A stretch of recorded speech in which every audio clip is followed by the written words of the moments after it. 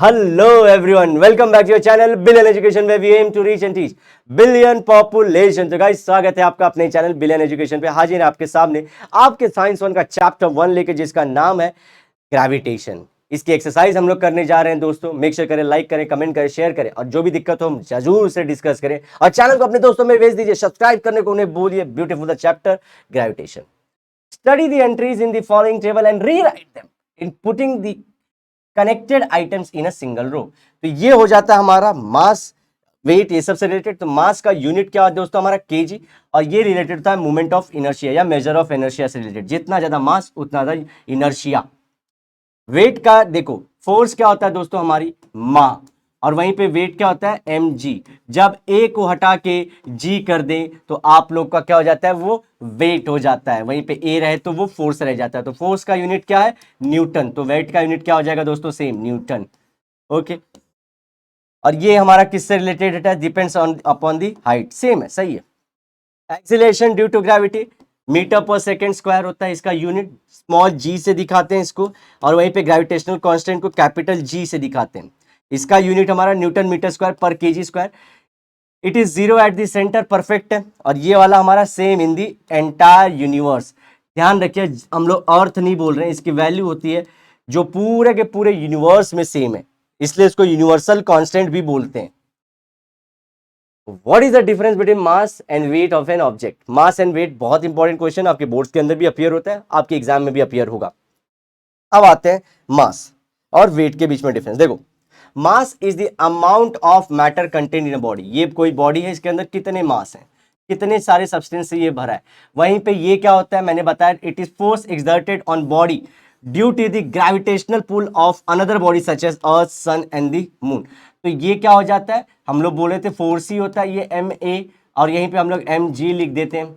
तो एक बॉडी के ऊपर दूसरा बॉडी कितना अट्रैक्शन रिपल्शन डाल रहा है, उसी को हम लोग बोल देते हैं वेट। ध्यान रखिएगा, फोर्स का डेफिनेशन लिखना है आप लोग को, वेट ही हो जाता है, लेकिन यहाँ पे जी रहेगा। Mass is an intrinsic property of a body. Depends मतलब क्या? इंस्ट्रिंसिक मतलब वो बॉडी के ऊपर डिपेंड करता है कितने सब्सटेंस से बना है। एक्सट्रिंसिक फैक्टर मतलब एक्सटर्नल फैक्टर्स पे डिपेंड होता है। बॉडी के अंदर क्या कितना है उससे नहीं डिपेंड करता, बाहर की चीजों पे ज्यादा डिपेंड करता है। Mass is the measure of inertia, जैसे मैंने पहले भी किया था, ज्यादा मास उतना ज्यादा इनर्शिया, कम मास कम inertia. Weight is the measure of the force. तो देखो, फोर्स का मेजर है, कितना फोर्स है, कोई बॉडी कितने फोर्स से उसको खींच रहा है, दूसरा वाला। The mass of a body remains same everywhere in the universe. और ये डिपेंड करता है कि कोई भी जगह पे एक्सेलरेशन ड्यू टू ग्रेविटी कितना है, local acceleration due to gravity कितना है। अगर मास मार्स पे हमारा इतना है, अर्थ पे इतना है, मून पे और कम है, तो यहाँ पे वेट सब जगह चेंज होगा, लेकिन ये मास कभी भी चेंज नहीं होगा। Next question, mass of a body can never be zero. देखो, कहीं भी चले जाएं जीरो नहीं होने वाला, ये किसी भी प्लैनेट पे चले जाएं ये जीरो कभी भी नहीं होगा। वहीं पे अगर स्मॉल जी की वैल्यू जीरो आ जाए तो वेट भी जीरो हो जाता है। यूनिट इसका केजी है और इसका क्या हो जाता है? Newton. Mass of body can be measured using, अब किससे? अब beam balance and a pan balance. इसको हम लोग वेइंग मशीन लिख देना सिंपली, या स्प्रिंग बैलेंस के थ्रू मेजर कर सकते किसी का हम लोग, या मास या वेट। वेट के लिए ये दो, मास के लिए ये दो। आगे बढ़ते हैं दोस्तों। Will the mass and weight of an object on the earth be same as their values on the mass and y? तो बोल रहा है दो चीजें दोस्तों, क्या क्या? एक तो हम लोग एक समझो प्लैनेट पे, और ये दूसरा प्लैनेट है, ये मार्स है और ये अर्थ है, मदर अर्थ है हमारी। तो यहाँ पे क्या मास और वेट जो है कोई सब्सटेंस का, वो मास और वेट यहाँ पे मार्स पे भी सेम रहेगा या चेंज होगा? तो दोस्तों अब भी पढ़ा, मास चेंज नहीं होता, ये चेंज होता है डब्ल्यू। क्यों? क्योंकि डब्ल्यू का फॉर्मूला है mg। तो वहां पे local acceleration due to gravity कितना, उस पर डिपेंड करेगा वेट क्या। तो वेट डिफर होगा, मास डिफर नहीं होगा। बस आंसर लिख देना है। ओके, यही हमने रीजन बताया था यहाँ पे, ये आप लोग को इस तरह से लिखना है। Okay, what is free fall? Free fall क्या होता है दोस्तों? देखो, अगर ये कोई चीज गिर रही है, देखो गिरी, अगर ये only under the influence of gravity, इसको सिर्फ और सिर्फ ग्रेविटी खींचे, तो इसको बोलेंगे फ्री फॉल है। लेकिन अगर समझो मैं इसको नीचे से हवा बहुत जोर से, ये अपने मुंह से तो नहीं दे सकता, बहुत जोर से, तो ये धीरे धीरे नीचे आएगी, तो इस पे दो फोर्स एक्ट हुई। हमारी ग्रेविटी नीचे खींच रही है और मैं एक नीचे से उसको हवा दे रहा हूं ऊपर जाने के लिए, दो फोर्स हो गए, तो ये फ्री फॉल नहीं होगा। फ्री फॉल क्या? जस्ट उसको ग्रेविटी खींचे, बस उसको ग्रेविटी खींच रही है, so this is free fall. Okay, ये कॉमन केस है हमारा। ओके, देखो ये स्मॉल जी का जो जी का रिलेशन दिखाने के लिए भी मैंने जानबूझ के लिया है। ये होता है एक्सेलरेशन ड्यू टू ग्रेविटी और ये होता है ग्रेविटेशनल कांस्टेंट या यूनिवर्सल कांस्टेंट, दोनों में फर्क है। फॉर्मूला स्मॉल जी का क्या होगा, जीएम अपॉन आर स्क्वायर, या अर्थ पे रहे तो GM upon capital R square earth के सरफेस पे। ओके, ये सेम रहता है। क्वेश्चन क्या है हमारा, what is acceleration due to gravity. देखो ये कोई चीज है, समझो कोई डब्बा है, ये कोई डब्बा है, इसको अगर मैं धक्का दूं दोस्तों, इसको धक्का दूं तो पहले यहां पे था, थोड़ी देर के बाद ये यहां पे आ जाएगा, तो ये बोलेंगे ये पोजीशन से ये पोजीशन, तो इसके अंदर में धक्का दिया जा रहा, तो एक से एक्सेलरेशन और इसकी जो जगह है वो चेंज हो रही है टाइम के साथ, तो this is acceleration, simple acceleration. तो एक्सेलरेशन ड्यू टू ग्रेविटी क्या, और ये क्या मैंने लगाया, फोर्स, मैंने क्या लगाया, फोर्स लगाया, फोर्स लगाया तो उसके अंदर चेंज आया पोजीशन में, वो एक्सेलरेट हो गया। ऐसे हमारी अर्थ भी एक फोर्स गिरती है ना, देखो ये फोर्स इसके ऊपर अर्थ खींच रही है, राइट, इसको अर्थ खींच रही है, तो पहले ये कहां पे था, यहां पे, अब देखो ये यहां पे आ गया, तो ये भी तो चेंज हुआ, सिर्फ फोर्स अब नीचे से खींच रही है, यहां पे फोर्स में क्या कर रहा था, धक्का दे रहा था, और ये फोर्स क्या कर रही है, खींच रही है। तो देखो इसके अंदर भी ग्रेविटी आई कि नहीं, एक्सेलरेशन आया कि नहीं आया, जी हाँ, तो इसी को बोलते हैं एक्सेलरेशन ड्यू टू ग्रेविटी। कब, जब हमारी अर्थ के फोर्स या ग्रेविटी इसको अट्रैक्ट करे, तो कोई भी सब्सटेंस के अंदर क्या आ जाता है, acceleration due to gravity. Otherwise simple भी ऐसे, मैं किसी चीज को फोर्स कर रहा हूं, डब्बा यहां पे, यहां से लेके यहां तक चला है, तो इसके अंदर ऑब्जेक्ट के अंदर क्या आया, एक्सेलरेशन, किसकी वजह से, फोर्स की वजह से। ऐसे ये पेन के ऊपर क्या, ये क्या हुआ, एक्सेलरेशन, लेकिन किसकी वजह से, ग्रेविटी के, फोर्स ऑफ ग्रेविटेशन की वजह से। तो according to Newton second law of motion, a force acting on a body results in its acceleration. अगर किसी भी बॉडी पे फोर्स लगेगा तो उसका पोजीशन चेंज होगा, उसके अंदर एक्सेलरेशन आएगा ही, ये सेकेंड लॉ था। तो ऐसे ही हमारी अर्थ भी फोर्स अप्लाई करती है। दस ग्रेविटेशनल फोर्स, देखो due to the earth on a body results its acceleration, देखो ये यहां से यहां तक आ गई, this acceleration is called as acceleration due to gravity and is denoted by small G, और फॉर्मूला मैंने लिख दिया है। व्हाट इज स्केप वेलोसिटी, देखो स्केप वेलोसिटी क्या होता है, इतनी वेलोसिटी की वैल्यू जिसके बाद ये जो कोई भी ऑब्जेक्ट या मैं अर्थ के ग्रेविटेशनल, जो देखो अर्थ की जो ग्रेविटेशनल ताकत होती है वो कुछ दूरी तक ही रहती है, कुछ डिस्टेंस तक ही रहती है, उसके बाद उस पर नहीं लगता है। अगर ऐसा रहता है ग्रेविटी सबको खींचे, दोस्तों सारे ऑब्जेक्ट हमारे नजदीक आए थे ना, तो ये अर्थ उसके थोड़े दूर तक ही उसका इन्फ्लुएंस रहता है कोई फोर्स का। अब मैं इसको फोर्स लगा रहा हूं, थोड़े दूर तक ही फोर्स है ना इसका, ऐसे अर्थ का, अगर ये अर्थ है तो कुछ दूर तक ही इसका यहाँ पे फोर्स होता है, इतने दूर तक ही रहेगा, इसके बाद ये एक्ट नहीं होती, इसके बाहर ये एक्ट नहीं होती है। लेकिन इसको कितने स्पीड, कितने वेलोसिटी से भेजूं सो दैट कि ये जो ग्रेविटेशन का फोर्स लगा रही है उससे वो फ्री हो जाए, तो वो बोलेंगे उस ऑब्जेक्ट का स्केप वेलोसिटी। समझे, किससे फ्री हो जाएगी, ग्रेविटेशनल पुल से, फोर्स ऑफ ग्रेविटेशन से क्या हो जाएगी, फ्री। उसके लिए मेरे को क्या करना पड़ेगा, इसको एक वेलोसिटी से फेंकना पड़ेगा, और जितनी वेलोसिटी से फेंकना पड़े अर्थ के लिए, उसी को बोलते हैं उसका स्केप वेलोसिटी। तो अर्थ के लिए ये वैल्यू फिक्स है 11.2 किलोमीटर पर सेकेंड, 11.2 किलोमीटर पर सेकेंड। फॉर्मूला क्या है, वी स्केप वेलोसिटी अगर निकालना चाहते हो 2gm अपॉन आर। ओके, अब ये 2gm देखो ये कांस्टेंट है, gravitational mass of earth constant है, रेडियस ऑफ अर्थ कांस्टेंट है, इसलिए हम लोग वी स्केप निकाल पाते हैं। बात समझा आप लोग को। अच्छा, और एक चीज क्या दोस्तों याद करने लायक है इसके अंदर, कोई भी चीज को मेरे को अर्थ के पुल से बाहर निकालना है, मैं फ्लोट होने लगूं स्पेस में, तो मेरे को कितने स्पीड से भेजना पड़ेगा, कितने वेलोसिटी से, 11.2। इसको अर्थ के ग्रेविटेशनल पुल से हम लोग को फ्री करना है, कितने स्पीड से भेजना पड़ेगा, कितने वेलोसिटी, 11.2, बस हो गया। ये अर्थ के लिए फिक्स है, दूसरे प्लैनेट के लिए निकालना पड़ेगा। चलो वही लिखा है, देखो द मिनिमम वेलोसिटी रिक्वायर्ड, देखो मिनिमम वैल्यू होगी क्योंकि 11.2 पे ही वो फ्री होगा, तो minimum velocity required to project an object to escape from the earth's gravitational pull is known as the escape velocity. It is given as root 2 gm upon r, जो इस तरह से भी लिख सकते हैं।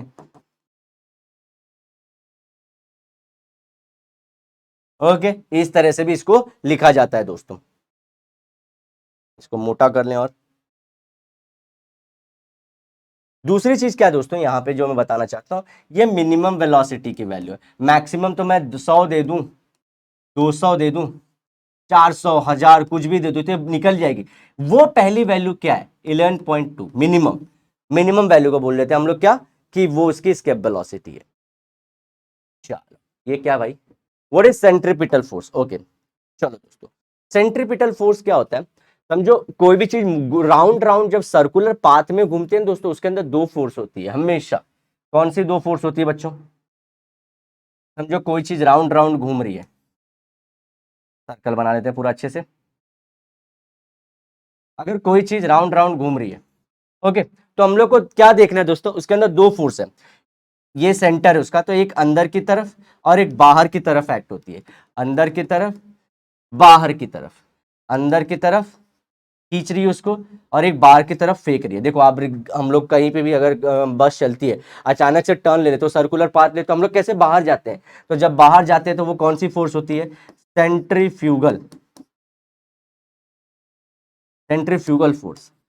लेकिन अगर वो पूरी बस ही क्यों नहीं बाहर चले थे, तो ऐसे घुमा भी लेता है तो एक फोर्स उसको अंदर से खींचती है, उसको बोलते हैं सेंट्रीपिटल फोर्स। ये कहां की तरफ है, ये इनवर्ड है, टूवर्ड्स सेंटर है। और ये किस लिए जरूरी होती है, सर्कुलर पाथ बना के रखने के लिए। यही हमने दिखाया। अब बाल्टी भी हवा में ले लो तो ये मैडम जी जैसे, मिस बबीता मैडम जैसे घुमा रही हैं, वैसे आप लोग भी घुमा सकते हो कोई भी चीज को। तो उसके अंदर दो फोर्स, सेंट्रीपिटल। तो हमको पूछा व्हाट इज सेंट्रीपिटल फोर्स, बाहर वाली सेंट्रीफ्यूगल फोर्स। चलो, force required to keep an object under circular motion. तो यहाँ पे सेंट्रीपिटल फोर्स क्या है, देखो यहां से ये सेंटर है, ये सेंट्रीपिटल फोर्स है। ओके चलो, the force always act towards the centre of circular path, ये हमेशा अंदर की तरफ अट्रैक्ट करती है। आगे चलते हैं। Write the three laws given by the Kepler, how did he they help Newton to arrive at the inverse square law of gravity. Inverse square law of gravity, colour change. अब inverse square law of gravity, अरे भाई आ जाओ। Inverse square law of gravity का force देखो हम लोग generally कैसे लिखते हैं इसको, अगर अपने G M M upon R square, तो ये एफ इनवर्सली प्रोपोर्शनल है दोस्तों आर के स्क्वायर के। तो इसी को बोल रहा है प्रूफ करो कि इनवर्स स्क्वायर, ये इनवर्सली प्रोपोर्शनल और किसके, आर के स्क्वायर। तो यही प्रूफ करना है आप लोग को।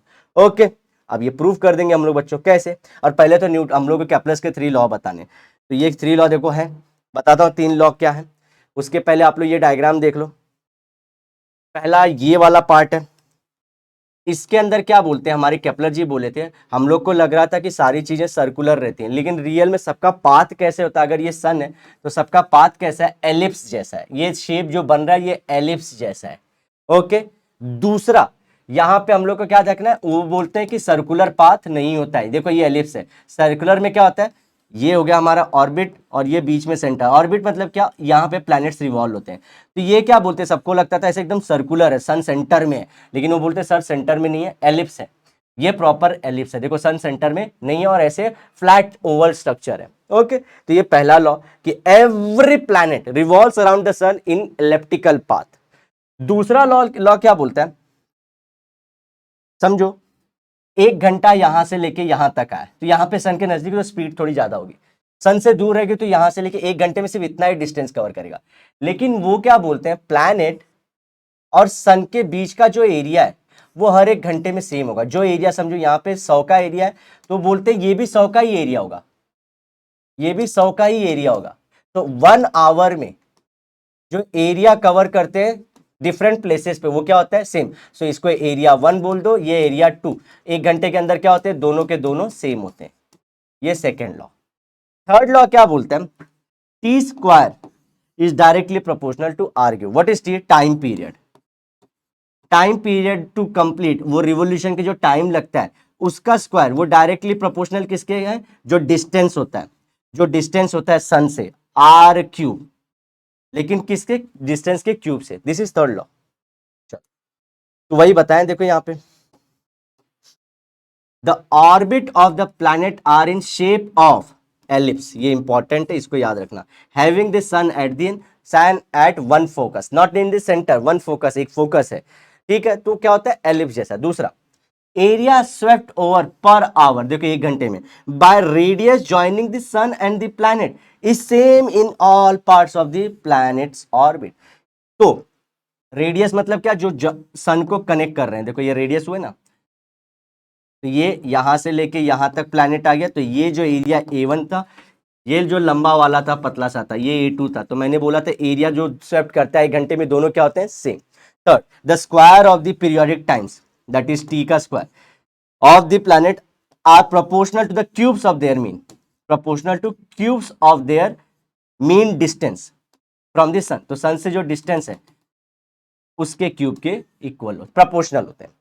आ जाओ, अब न्यूटन भाई ने क्या किया, इसी को यूज किया। अब न्यूटन भाई का बताना हम लोग को। पहले Newton used Kepler's third law of planetary, जो थर्ड वाला था ना, ये याद कर लो। Planetary motion to arrive at the inverse square rule, that is F inversely proportional to R square, ये फॉर्मूला इसको यूज करके न्यूटन लेके आए। तो केपलर भाई पहले आए थे। He assume the orbits of planets around the sun are circular and not elliptical. पहली बात तो इन्होंने क्या बोला कि भाई देखो ये भले इलिप्टिकल बोलते हैं, लेकिन मैं कैसा लूंगा, मैं सर्कुलर लूंगा। ये क्या बोले हमारे न्यूटन भाई, सर्कुलर लूंगा। So derived the inverse square rule for gravitational force. देखो using the formula of centripetal force, this is again. तो एक ये यूज किया और एक सेंट्रीपिटल फॉर्मूला यूज किया। सेंट्रीपिटल फोर्स का एक फॉर्मूला होता है दोस्तों, mv square by R, F equals to mv square by R. अब ये सब क्या है ये बताना पड़ेगा। सेंट्रीपिटल फोर्स मतलब क्या होता है, ये सन है और ये अर्थ है और ये अट्रैक्ट कर रही है इसको, तो ये देखो ऐसे घूमता रहता है ना, तो एक फोर्स ऑफ अट्रैक्शन इनके बीच में, जिसकी वजह से ये खींच के रखा है और ये बाहर नहीं जाता, यही ऑर्बिट में घूमता रहता है। तो वही हम लोग को बताना है। तो सेंट्रीपिटल फोर्स तो पहले F equal to mv square by R, ये पहला इक्वेशन हो गया। दूसरा क्या बोलते हैं, अब यहाँ पे बता m क्या है, m is the mass of the particle या प्लैनेट, और r is the radius of the circular path of the particle. अगर समझो कोई पार्टिकल, मैं प्लैनेट बोल रहा हूँ, कोई एक ये ऑब्जेक्ट है और कोई पार्टिकल ऐसे रिवॉल्व कर रहे हैं, तो ये क्या हो गया, ये पार्टिकल का रेडियस जो सर्कुलर पाथ था उसने बनाया था, और ये पार्टिकल का मास क्या हो गया m, and v is the velocity of particle, कितनी स्पीड से घूम रहा है, कितनी वेलोसिटी से घूम रहा है। Newton use this formula to determine the force acting on a planet revolving around the sun. तो ये दो चीजों को, एक तो थर्ड लॉ को और एक सेंट्रीपिटल फोर्स को यूज करके उन्होंने क्या बोला, मैं पता कर सकता हूं कोई भी प्लैनेट के ऊपर फोर्स कितना होता है, ये मैं बता सकता हूं। Okay, since the mass of a planet is constant, equation 1 can be written as, mass क्या होता है कांस्टेंट ना, देखो mv स्क्वायर बाय आर, में आर निकाल रहा हूं तो आर होगा। ये इंपॉर्टेंट दोस्तों, समझ के जाना, नहीं तो ऐसा रट्टा तो हम लोग भी मरा सकते हैं, समझ के जाना। mv स्क्वायर अपॉन आर, तो ये क्या बोलते हैं, देखो हमारे प्लैनेट जो मास, जो हमारा प्लैनेट जो है तो उसका मास सेम है, तो ये डिपेंड किस पे कर रहा है, एक तो v स्क्वायर पे अपॉन आर पे। तो हम लोग क्या बोले, प्रोपोर्शनलिटी, इक्वल हटाना, प्रोपोर्शनलिटी का साइन लाना, देखो यही। तो ये इक्वेशन क्या हो गया, second. Now if the planet takes time t to complete one revolution around the sun, then its velocity v is given as, समझो अब ये कैसा पाथ था, सर्कुलर। अब मुझे बताओ दोस्तों, ये पूरे एरिया का जो आउटर जो हमारे सर ये ऑर्बिट है, इसका एरिया कैसे निकाल सकते हैं, अरे डिस्टेंस कैसे निकाल सकते हैं, इसका डिस्टेंस 2 पाई आर होगा कि नहीं, सर्कल का सरकमफेरेंस। ओके, और वेलोसिटी क्या होती है, वेलोसिटी होती है distance upon time, upon time, या डिस्प्लेसमेंट अपॉन टाइम भी बोलते हैं, speed actually distance upon time, तो भी मैं डिस्टेंस अपॉन टाइम, तो डिस्टेंस पूरा यहां से शुरू किया था यहां तक कितना, 2 pi R upon time T, तो v equals to 2 pi R upon T लिख सकता हूं मैं।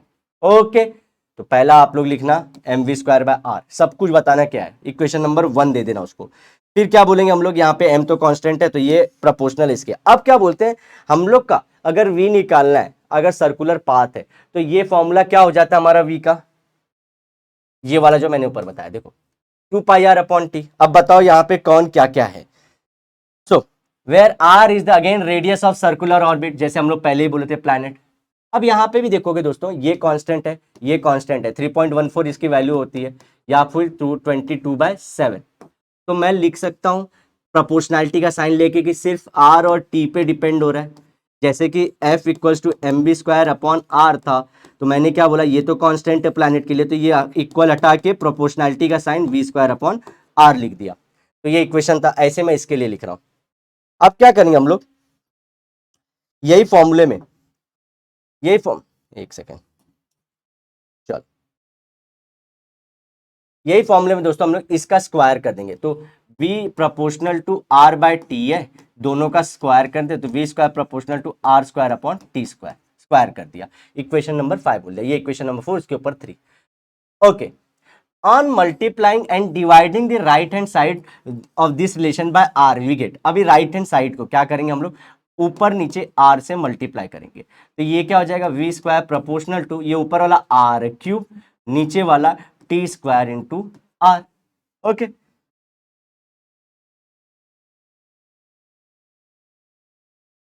T square upon R. लेकिन हमारे केपलर ने क्या बोला था, T square directly proportional to R cube होता है, और ये कांस्टेंट होता है हमेशा।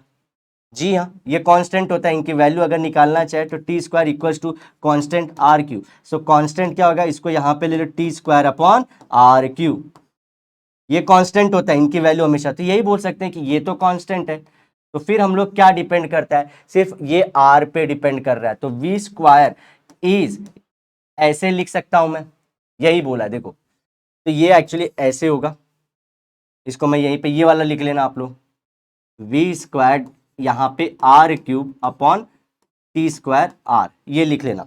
According to Kepler's third law planetometry, the factor R cube upon T square, that is this factor,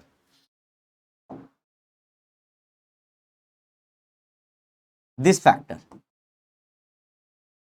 ये तो कांस्टेंट है, तो यहां पे मैं इसको भी प्रोपोर्शनैलिटी में ले सकता हूं, प्रोपोर्शनैलिटी इसको भी खा जाएगा, तो v square is proportional to 1 upon R only, इसको साथ दे दिया। यूजिंग इक्वेशन 7 एंड 2 में हम लोग को क्या मिला था, force is proportional to v square upon R, यही मिला था हम लोग को। अब v स्क्वायर की जगह पे 1 अपॉन आर लिखिए, प्रोपोर्शनल टू 1 अपॉन आर, और ये इसका तो अपॉन वाला आर, तो ये आर नीचे, तो फोर्स क्या हो जाएगा, देखिए आ गया, inversely proportional to R square. इतने स्टेप में आपका आंसर कंप्लीट होता है बच्चों। ओके, ये फॉर्मूला हमारा मिल जाता है। यहां पे ये लिखिए, दो जगह गलत हो गई है, एक ये और एक ये, force becomes inversely proportional to R square, सब दिखा दिया मैंने। ओके, चल, a stone is thrown, a stone is thrown vertically upward with the initial velocity u reaches a height h before coming down. Show that time taken to go up is same as the time taken to come down. Okay, ये show करना है हम लोग को, ठीक है। तो ये वाला फॉर्मूला हम लोग जो क्वेश्चन वाले दोस्तों, सारी चीजें ओके।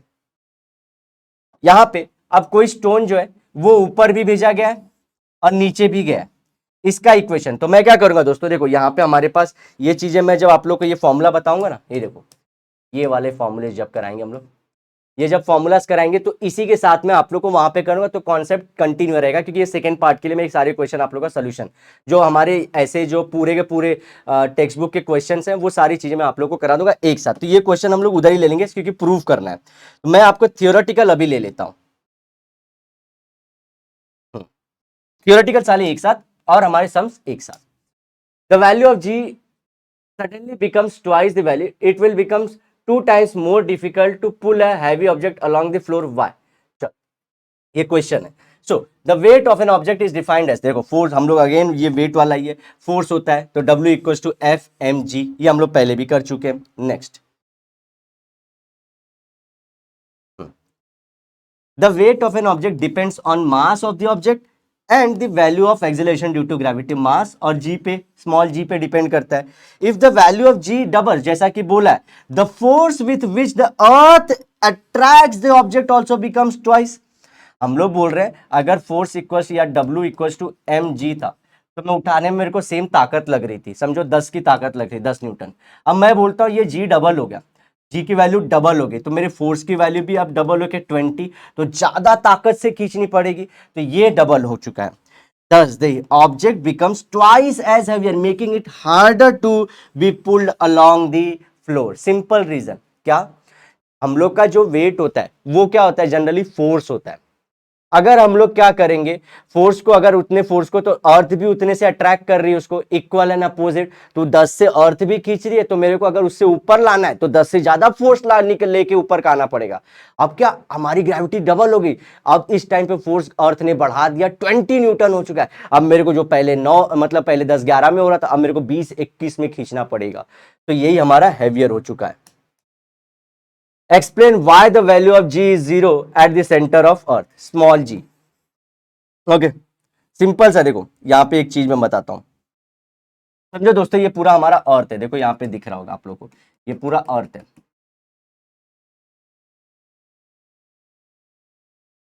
तो देखो यहां से हम लोग बोलते हैं ये इसका सेंटर है। तो फोर्स क्या होता है, या हमारा स्मॉल जी क्या होता है, चलो स्मॉल जी निकालते हैं, क्योंकि ग्रेविटी बोल रहा है 0 हो जाता है। स्मॉल जी के अभी फॉर्मूले बताए थे, क्या होता है, G M upon R square. तो यहाँ पे इस पॉइंट पे मैं बोलता सेंटर है, तो यहाँ पे g की वैल्यू ले लेते हैं हम लोग, ग्रेविटेशनल कांस्टेंट 6.67 इंटू 10⁻11 की वैल्यू कुछ समझो मान लेता हूँ यहाँ पे है। मास ऑफ अर्थ क्या है, समझो यहाँ पे पूरे मास ऑफ अर्थ हम लोग को फिक्स ही रहेगा। आर भी देखो रेडियस सेम रहने वाला है, कुछ कम नहीं होने वाला। तो यहाँ पे हम लोग g की वैल्यू आती है 9.8 समथिंग, सरफेस के ऊपर यहाँ पे 9.8 आती है। क्यों, क्योंकि ये सारी चीजें फिक्स है। अब मैं बोलता हूँ थोड़ा हम लोग सेंटर पे आ जाते हैं, इधर एकदम सेंटर पे आ जाते हैं। अब सेंटर के अंदर मास कुछ भी रहेगा क्या, एकदम बीच में, क्योंकि यहाँ पे देखो इतना सारा मास था इसके ऊपर, इस पॉइंट के ऊपर इतना मास था। अब यहाँ पे समझो ये पूरा चीज गायब कर दिया, तो ये पॉइंट के ऊपर दोस्तों यहाँ पे मास हमारा कम हो गया। दूसरी चीज यहाँ पे डिस्टेंस क्या हो गया, ये डिस्टेंस तो है ही नहीं, तो r बिकम्स 0, सो g बिकम्स 0। पहले तो हम रेडियस सेंटर से गिने थे और सेंटर में रेडियस तो 0 हो जाता है, या हाँ सर रेडियस 0। चल देखो, at the center of earth force due to gravity at any point on earth at the center will be cancelled due to portion opposite to it. कैसे, thus the gravitational force at the center on any body will be 0। तो g की value 0 है तो force भी क्या हो जाएगी 0। Since then from Newton's law we know F equals to mg, since mass of an object can never be 0, therefore F equals 0, then g has to be 0, thus the value of g is 0 at the center of earth। तो यहाँ पे कोई चीज खींचने के लायक ही है नहीं, तो मैंने जो एक आंसर दिया वो भी सही है, और ये जो हमारी बुक की लैंग्वेज है वो भी सही है। क्यों, at the centre of earth force due to any portion of the earth at the centre will be cancelled. Okay, तो हम लोग क्या बोल देते हैं, यहाँ पे कोई भी मास ही नहीं है, तो यहाँ पे सेंटर में हम लोग क्या बोलते हैं 0। लेकिन हमारा मालूम है मास कभी भी 0 नहीं होता, तो हम क्या बोल देते हैं कि हमारा जो g होगा, क्योंकि फोर्स इक्वल्स टू mg होता है, तो यहाँ पे फोर्स तो 0 होगा, क्योंकि दूसरा कोई फोर्स, कोई मास ही नहीं है वहां पे ना। सेंटर के अंदर समझो कोई मास ही नहीं आजू बाजू में, तो हमारा कोई सी के ऊपर फोर्स लगेगा, नहीं लगेगा सर। तो ये बोलेंगे सर यहाँ पे m 0 होता, लेकिन m तो 0 नहीं होता, तो हम लोग क्या बोलेंगे, ग्रेविटी 0 होगी। तो ग्रेविटी 0 तो फोर्स 0। और एक रीजन मैंने पहले बताया, क्या, at the centre there is no distance, there is no radius, so also there is no mass. तो no mass and no radius, so there will be value of जो हमारा जो फोर्स रहेगा वो 0 एंड g बिकम्स 0। ये वाले फॉर्मूले से मैंने डिराइव किया gm अपॉन आर स्क्वायर से, और हमारे बुक ने किससे डिराइव किया है, हमारे बुक में F इक्वल्स टू mg से। तो मैंने आप लोगों को दोनों बता दिया, जो अच्छा लगे ये वाले फॉर्मूले को लेके भी कर सकते हो, ये वाले फॉर्मूले का आप लोग को दे दिया, और इसका मैंने वर्बली दे दिया। चलो नेक्स्ट क्वेश्चन जो हमारे पूरे इससे रिलेटेड रहेंगे, सम से रिलेटेड, वो मैं नेक्स्ट लेक्चर में करा दूंगा। अगर वीडियो अच्छी लगी तो लाइक जरूर करना, कमेंट करके बताना दोस्तों कैसे जा रहे हैं हमारी series. Thank you so much for coming and watching our videos. Bye bye, have a great and nice day, sayonara. लेकिन वादे के साथ जरूर मिलेंगे दोबारा दोस्तों, बाय।